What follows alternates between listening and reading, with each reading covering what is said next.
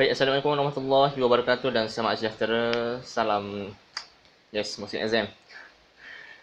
Salam satu Malaysia. Baik, aku Sarif dan pada hari ini tak ada saja. Nak ucapkan selamat.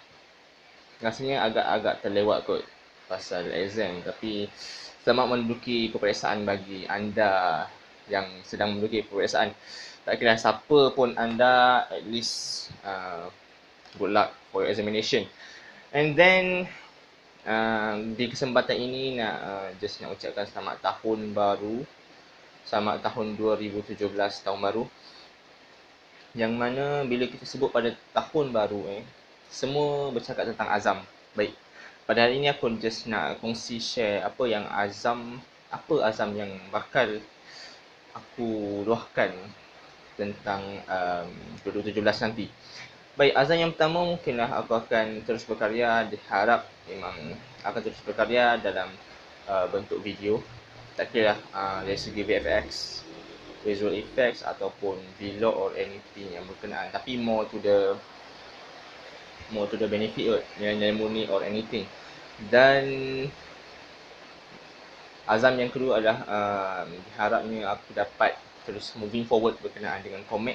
Sebenarnya sedang orang kata melakar satu cerita yang komik, tapi tak tahu kenapa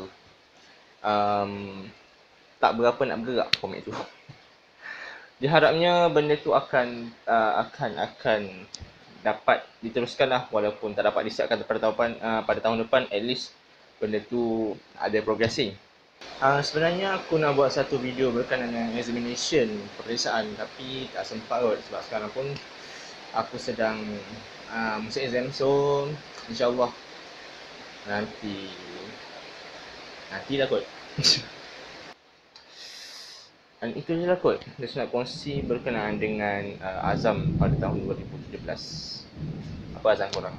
Dan harapan aku pada tahun hadapan adalah diri ni sendiri akan dapat berubah daripada semasa ke semasa. Bila sebut berubah ni, tak semestinya kita punya fault, kita punya mistake yang perlu diubah.